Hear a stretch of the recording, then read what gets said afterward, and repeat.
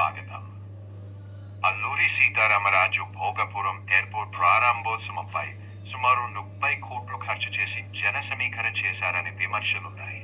దీని తెలుగు ప్రజల ఆత్మగౌరవాన్ని ప్రధానికి తాకట్టు పెట్టినట్టుగా నిన్న ఆంధ్రప్రదేశ్లో భోగాపురం ఎయిర్పోర్ట్ ప్రారంభోత్సవంలో మరి నిజంగా ప్రధానమంత్రి గారిని ఆహ్వానించడము, ఆయన చేత ప్రారంభించడాన్ని అందరం కూడా స్వాగతించాల్సిందే.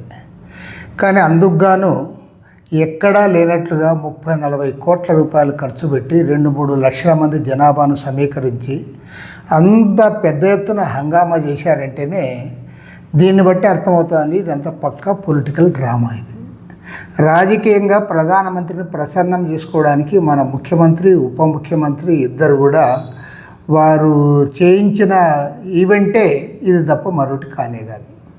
పైగా అక్కడ వీళ్ళు ఉపన్యాసాలు చూస్తూ ఉంటే నిజంగా సిగ్గుపడాల్సి వస్తుంది. ఇవాళ దేశమంతా కోడే కూస్తూ ఉంది. ప్రధానమంత్రి నరేంద్ర మోడీ గారికి సాక్షాత్తు ఆయన నివాసం దగ్గర నిరసనలు తెలియజేస్తూ ఉన్నారు, పార్లమెంట్ దగ్గర నిరసన చేస్తూ ఉన్నారు. విద్యార్థులు, యువకులు, పేరెంట్స్, ఫార్మర్సు అందరూ కూడా పెద్ద సంఖ్యలో అక్కడ పాల్గొని prime minister Narendra Modi down అంటూ ఉంటే కనీసం ఆయన పార్లమెంట్లో పోయి జవాబు చెప్పుకోలేని పరిస్థితులు ఆయన ఉంటే ఆయన్ని ఇక్కడ వచ్చి మీరు అంతా కూడా పొగుడుతూ ఉన్నారు. ఆయన జవాబు చెప్పలేని పరిస్థితుల్లో ప్రధానమంత్రి గారు ఉన్నారు. హోమ్ మినిస్టర్ అమిత్ షా గారు అయితే అసలు పార్లమెంట్కి ముఖం చాటేశారు. ఆయన పార్లమెంట్కి అటెండ్ కాలేని పరిస్థితుల్లో ఆయన ఉన్నాడు. ప్రతిపక్షాలు అడిగే ప్రశ్నలకు వారికి సమాధానం లేదు. అదేవిధంగా సోషల్ మీడియాలో పెద్ద ఎత్తున యువకులు, విద్యార్థులు అందరూ కూడా క్వశ్చన్ చేస్తూ ఉంటే దానికి జవాబు లేదు. దేశవ్యాప్తంగా నీట్ పరీక్ష రాసిన వాళ్ళు 22 మంది ఆత్మహత్యలు చేసుకుంటే దాని గురించి పరామర్శించిన పాపానకు లేదు. అలాంటి ప్రధానమంత్రి నరేంద్ర మోడీ గారికి ఆ బీజేపీ అధికారులు ఉన్న రాష్ట్రాల్లో కూడా వారు ఇంత పెద్దగా హంగామా చేయడంలే. ఆ ముఖ్యమంత్రి వాళ్ళకి తెలిసిపోయింది. కానీ మన ముఖ్యమంత్రికి ఏమొచ్చిందో జబ్బు నాకు అర్థం కావడంలే. 30 కోట్ల రూపాయలు ఖర్చు పెట్టి అంత పెద్ద ఎత్తున జన సమీకరణ చేసి అక్కడ వారి ఉపన్యాసాలు వింటూ ఉంటే 144 కోట్ల మంది జనాభాకి ఇలాంటి లీడర్ ఎప్పుడు లేడు, ఇలాంటి లీడర్ ఉండాలి, ప్రపంచంలోనే ప్రజాస్వామిక దేశాల్లో ఇంత గొప్ప మంది నాయకులు లేరని చెప్తా ఉన్నారు. తర్వాత బ్రహ్మాండంగా అభివృద్ధి జరుగుతూ ఉంది దేశంలో అంటూ ఉన్నారు. కొద్దిగానే సిగ్గు ఉండాలి. దేశంలో ఏం అభివృద్ధి జరిగిందో నువ్వు చెప్పలేకపోతా ఉన్నావు. మీరు కనీసం ఉద్యోగాలు ఇవ్వలేకపోయారు, పరీక్షలు సరిగా నిర్వహించలేకపోయారు.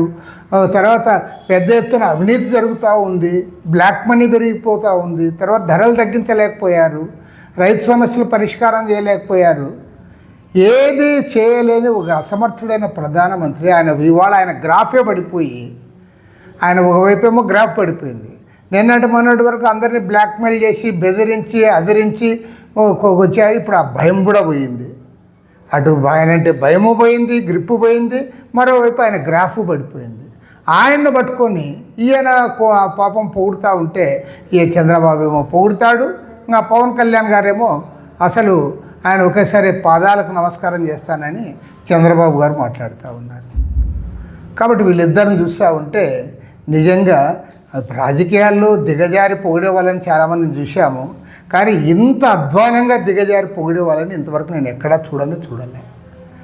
అసలు ఆయన తిప్పలు ఆయన పడతా ఉంటే ఆయన ఎవరు వాళ్ళ బీజేపీ అధికారంలో ఉన్న రాష్ట్రాల్లోనే ఆయనకి ఇంత పెద్ద ఇది చేయడంలే. మీరు ఆయన పిలుచుకొని వచ్చి ఇక్కడ మీరు దానికి ఇచ్చేస్తూ ఉన్నారంటే చాలా శోచనీయము.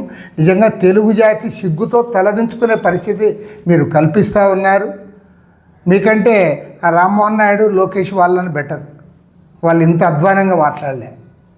కాబట్టి ఏమంటే ఇవాళ స్పష్టంగా చెప్తా ఉన్నాం. ఈరోజు చంద్రబాబు నాయుడు, పవన్ కళ్యాణ్ తెలుగు ప్రజల ఆత్మగౌరవాన్ని తాకట్టు పెడతా ఉన్నారు. మీరు మీ స్వార్థపర రాజకీయాల కోసం ఇవాళ దేశంలో జరగని దాన్ని జరిగినట్లు ప్రచారం చేస్తూ ఉన్నారు. దేశమంతా కోడే కూస్తూ ఉంది.